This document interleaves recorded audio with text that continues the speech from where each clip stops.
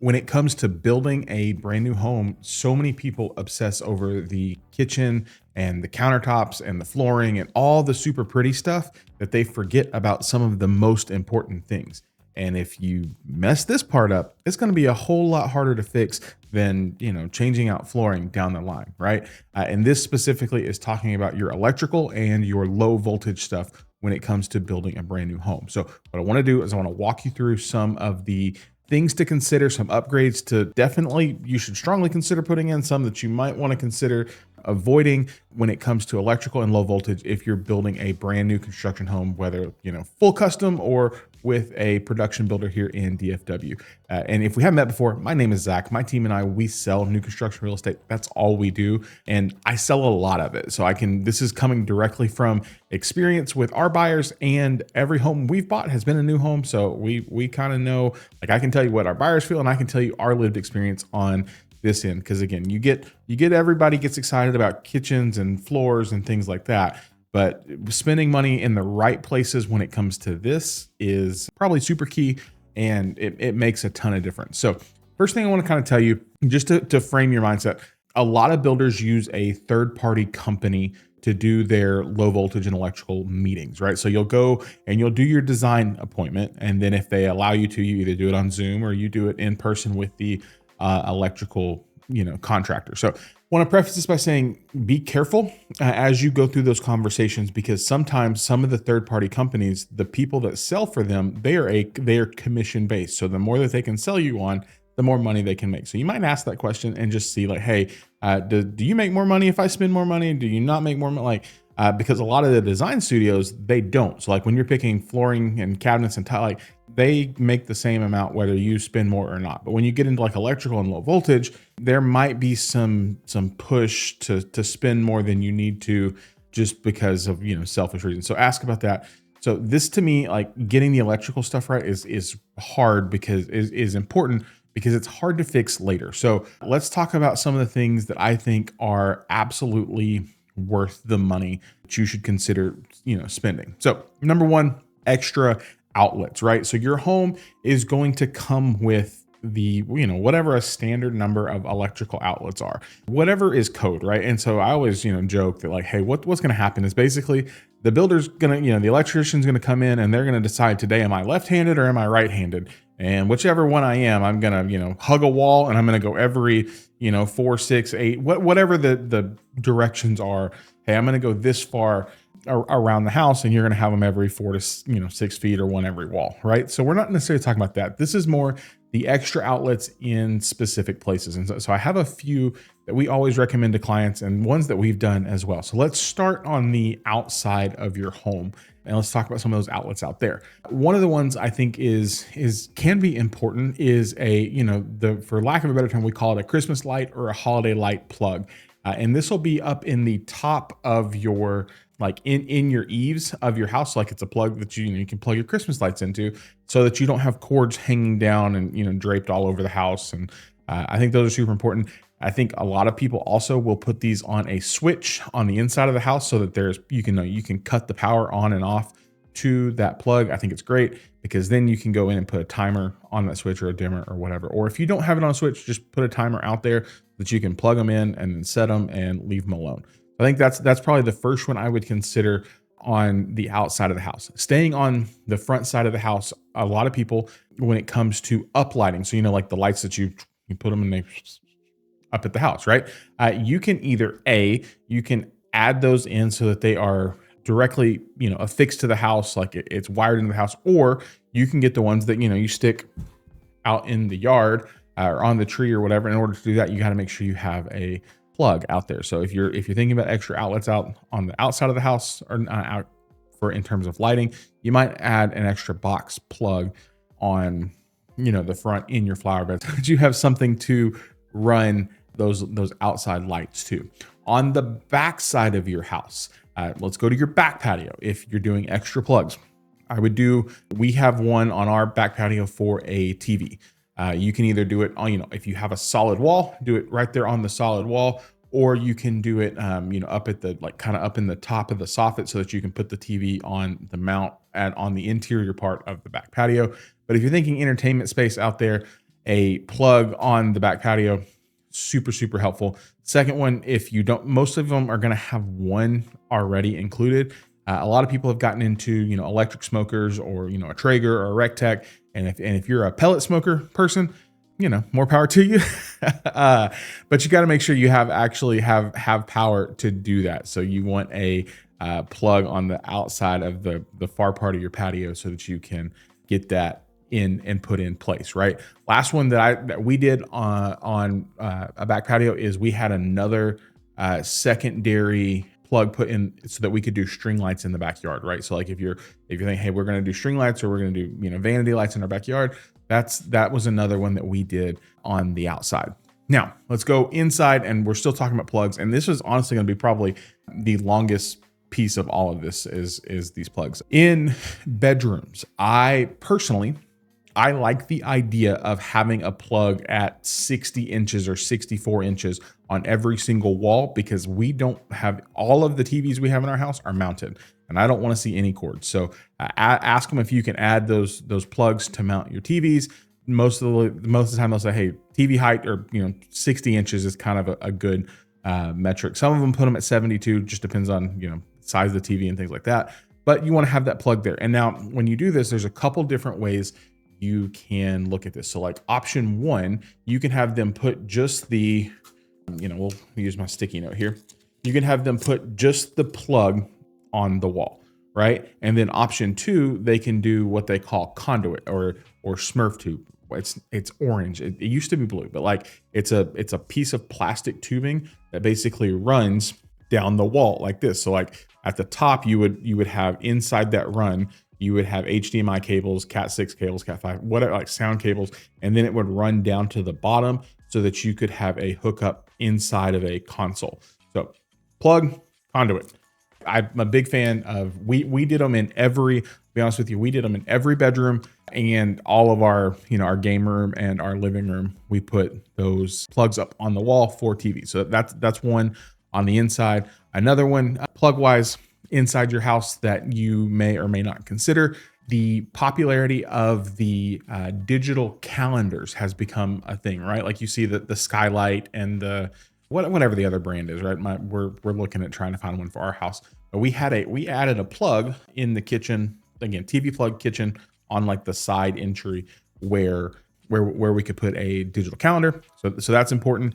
Laundry room wise, you might consider either in your laundry room or your pantry or a closet. My wife loves and I love our stick vacuum, like like the Shark or the Dyson, and it hangs on the wall. Same thing, TV plug at about that height so that you can run a plug there to plug it in and hide all those cords. You can kind of see the theme of what I like. I don't like seeing all the cords, which is super ironic because if I showed you the back side of my desk where everything in here is hooked up, you would see cords galore. But if I can avoid it, I would prefer them all to be hidden out of the way. So kind of talked about those. In your kitchen, couple things to consider plug wise in your kitchen.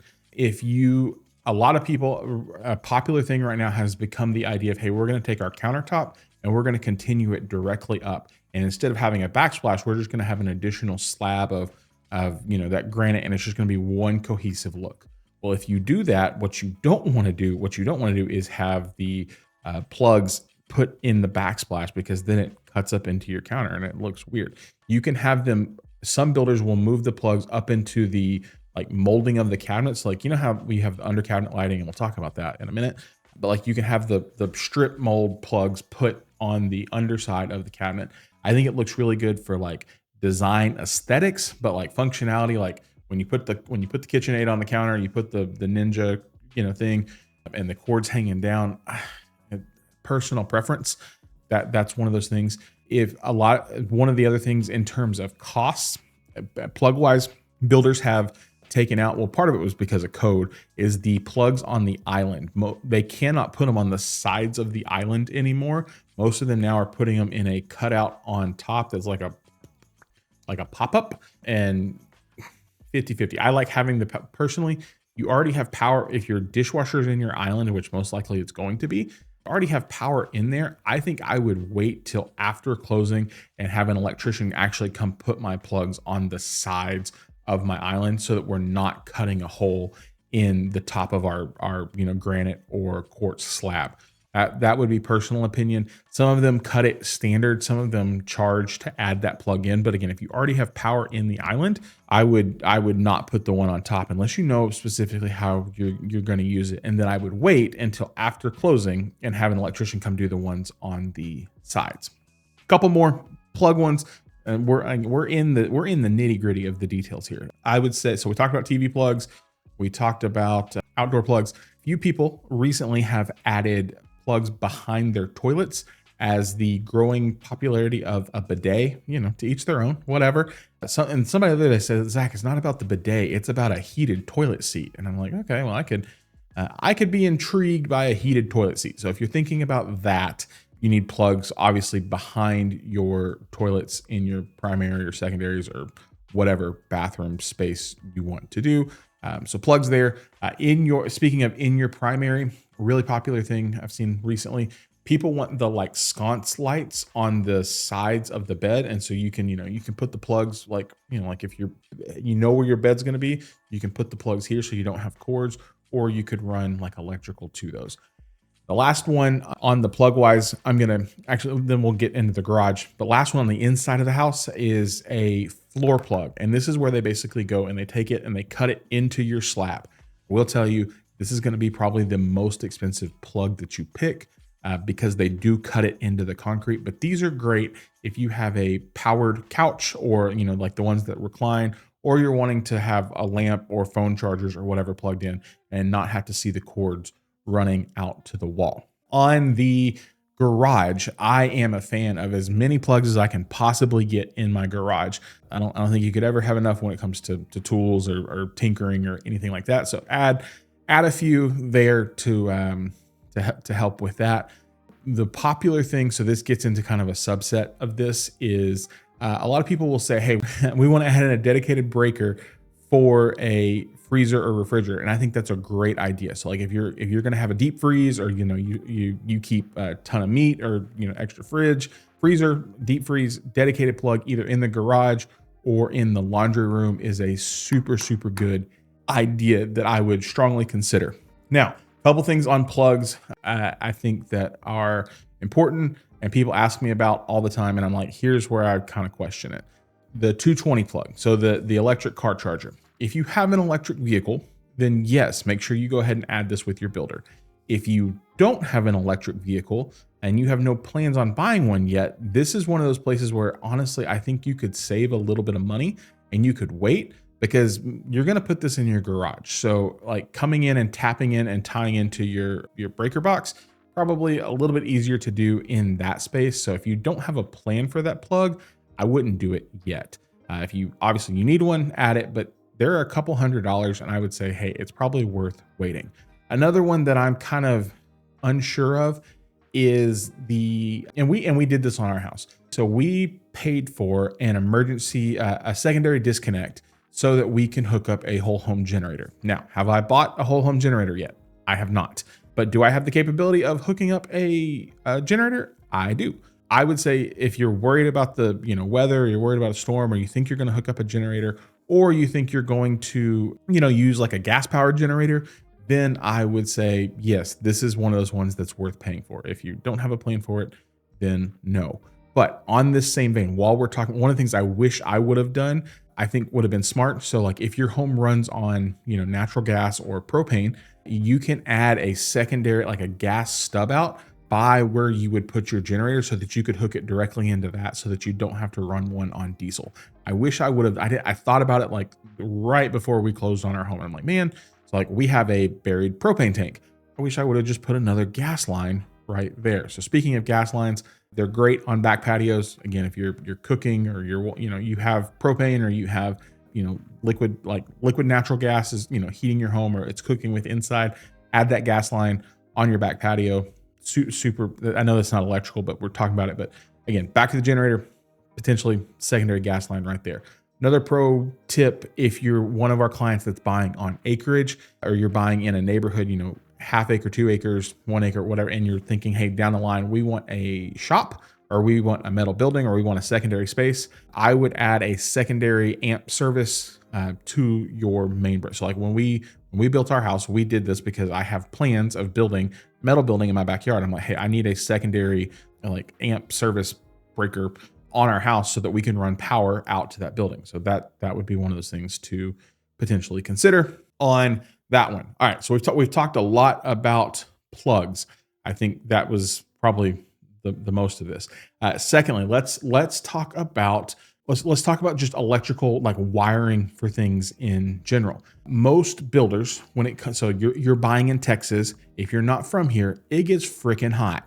And most of us, me included, I don't care about a chandelier in my bedrooms. I care about a ceiling fan. Make sure your rooms are blocked and wired for a ceiling fan. So blocking, make sure that it'll hold the weight, and then that there's wiring there to run a ceiling fan. Most builders do this pretty standard. I would say this is one of those places where I would not pay them to install the fixture, but I would pay them to make sure all of that wiring and blocking was there. So block and wire for ceiling fans. That's the first piece of the lighting scenario. Next one, I am a fan of adding secondary disc lights. So all of the builders all use those, like you see them, the LED. They're little like discs, right? I think you can't have enough of those. The key places we added them, and I always tell people to consider adding them: primary bedroom, study, media room, living room. Especially like in your living room, if you only have one singular, like in our living room, the standard was one singular light in the middle. I'm like, well, that's not enough. So we actually added 4 around the outside.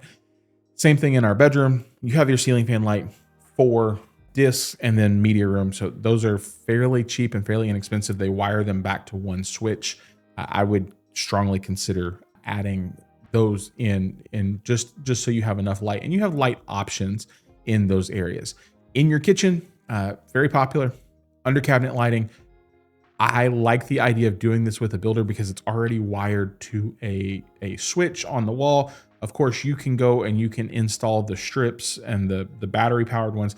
The biggest problem is you just got to figure out how to power them. And then of course you're drilling into your cabinets, and I don't like that idea. I like the idea of, hey, it's already there and it's installed and it's on its own switch and we can do it. A popular one that we've had a couple people pick recently, and I love the way it turned out and I'm super jealous about, is they did, so we talked about the under cabinet lighting, they did over cabinet lighting, and then they did toe kick lighting. So they have the space in between the top of their cabinets and the ceiling. There's another lighting set right there that it's similar to like what's on the under cabinet, shines right there, and it looks super good. It was pricey. I will tell you that one, it was not cheap. And then in their kitchen and their primary, they did toe kick. They did lighting in the toe kick, which is the space between where the cabinet stops and it hits the ground. And it's just this real nice, subtle glow.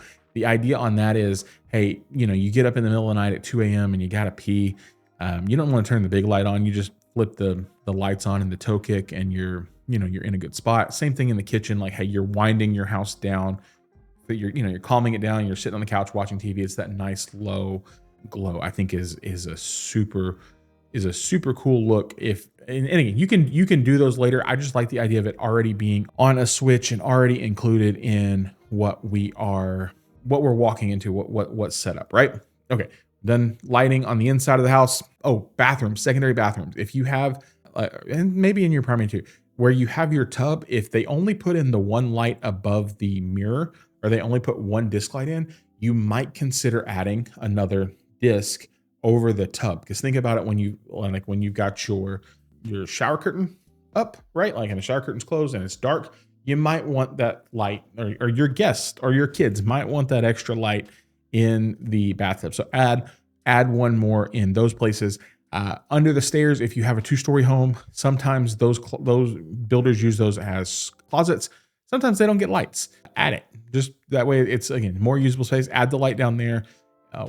We have a couple of closets that are like not quite walk-in, but not walk, like they're in between.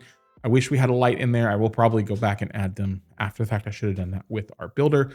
Now, on the outside, I hinted at it a little bit earlier, but potentially up lights or down lights.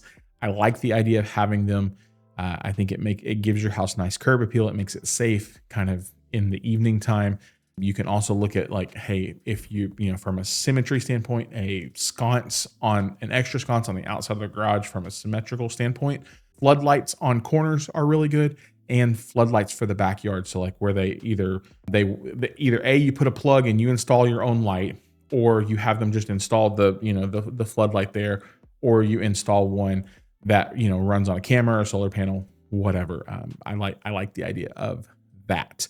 Okay, that's the big electrical stuff. A couple things I would say I wouldn't do. Number one, I would not pay the builder for smart switches. So if they're offering you dimmers or smart switches or anything like that, I think those are super easy to switch out. And there's so many different ecosystems, the Aqara, the Waymo, any of them that you like, right? Like find the ones that work for you and switch them out later. So don't pay them for dimmer switches. I think that's a really bad idea.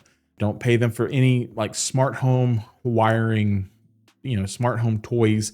I think those can be changed out later. Those would probably be one of the things I would consider skipping. Those are the big two, to be honest. And then the third, like ceiling fans, things like that. Those are in our electrical high voltage stuff. Those are things I would probably consider avoiding. Do your own smart switches and figure that out. Figure out what you want for those. All right, low voltage. So this is like speaker wire, Cat 6, Cat 5, stuff like that. One, ask them if they wire your home for Cat 6 or if they wire your home for Cat 5. So I'm talking about internet, right? So your Wi-Fi. So Cat 5 is kind of the standard. Cat 6 wiring is kind of the future-proof stuff. And this is going to be kind of nerdy. So if this just goes over your head, I'm so sorry. I know there's somebody in this that's like, this is the exact thing that they need to hear. Ask them about your Cat 5 versus Cat 6.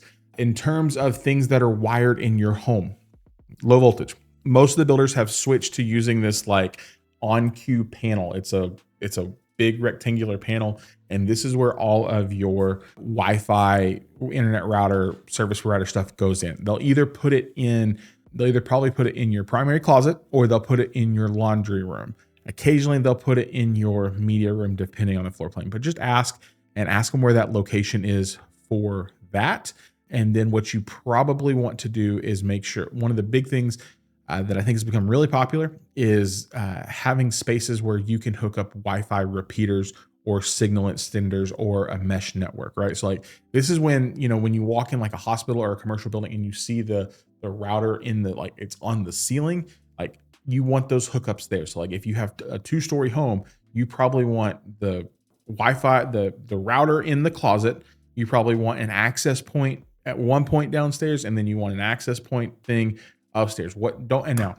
Don't pay them for the hardware. So like the Eero or the Nest or anything, like don't pay for the hardware, pay for the wiring, and then have them wire it all back to that cabinet so that you can hook up your internet there. So a couple of access points would probably be ideal. When we did back to our TVs, so when I did our TVs, I did not do the Smurf tubing. Remember, I was showing you, it was like this, like the tube and the plate and the tube. But we did do Cat 6 RJ45s behind every TV. And so my thought is we stream everything. Like nobody in our house uses cable or coax.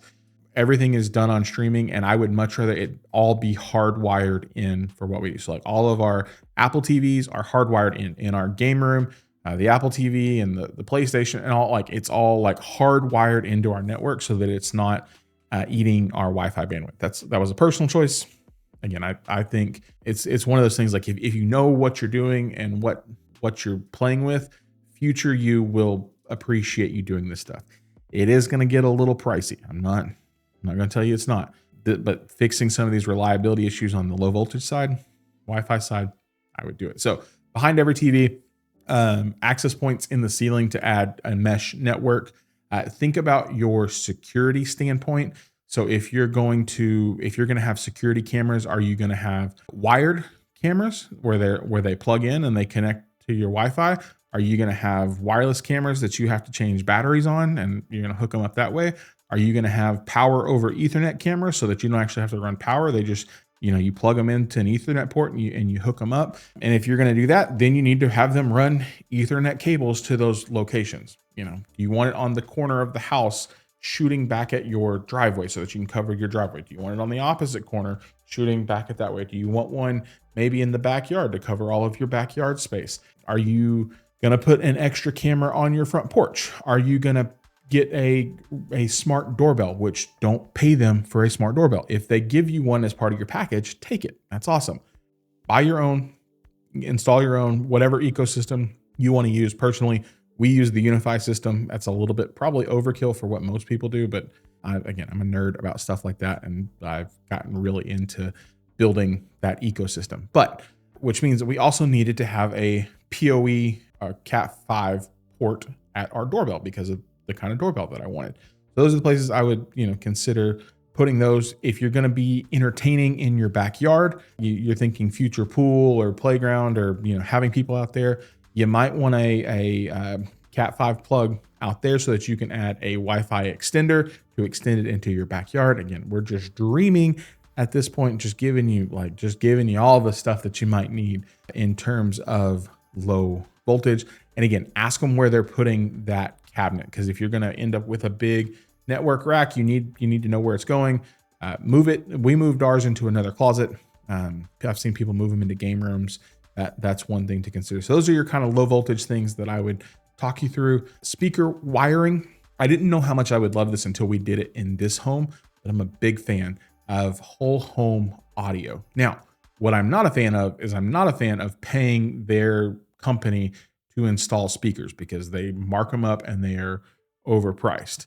What I am a fan of is wiring in those spaces. So like I'll show you, we have 5 areas of whole home audio. So we have our primary bathroom, because when I get up and in the morning I'm taking a shower, I want to jam.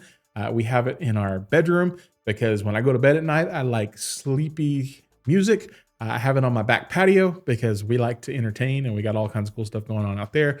Have it in the kitchen for fun when people are over. And then we have a surround sound setup in our media room.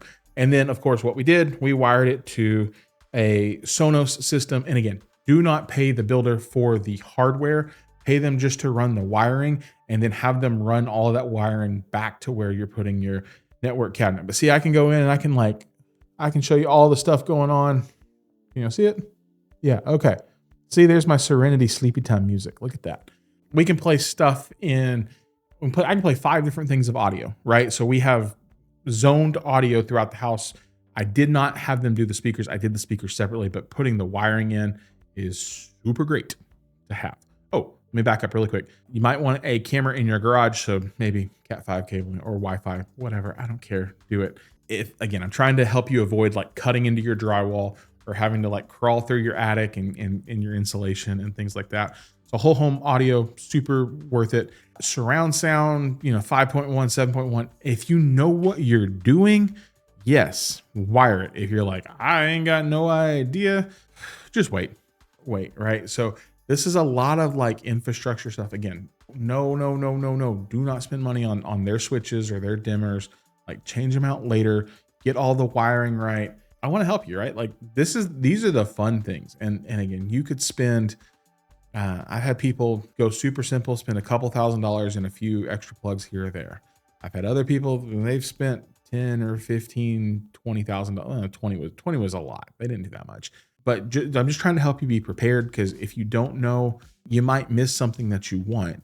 But B, you might go in underprepared for what you're actually getting yourself into. And again, this comes out of all the homes we've built and all the hundreds of homes that I've helped clients build.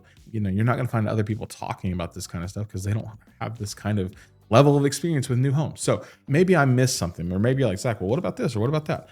Ask it down in the comments, or shoot me an email. If you have questions or you need help getting into a new home, or you need representation, I would love to kind of help you with this. So we're buying, again, permanents from the builder, things that are hard to change later. Yes, get your countertops right. And that's a whole other video, but these interior wall pieces, I want you to get them right. One thing I am against. I don't really care about their home wirings or their alarm system wiring. They're going to say, oh, well, we'll hook you up with ADT or Ranger and we'll get you this or we'll get you that. And I'm like, okay, cool. Similar to my feelings on the switches, I think I can get my own security system in place. I can, there are plenty of options out there when it comes to sensors and things like that, that I'm not tied into somebody else's ecosystem and I'm not paying for monitoring. Like I think we've got plenty other ways to work our way around that. And I am a pro. I can't say that, but you know, you don't come to my house if you're not supposed to be here. And yeah, and add your own alarm system setup later, I think is worth it. So hopefully that was helpful. Answer some questions for you, get you a little bit more prepared as you're getting ready to walk into your low voltage electrical meeting.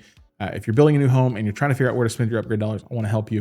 And if you have questions, please let me know. And we would be honored to be part of your journey getting into that brand new home. So see you guys in our next video.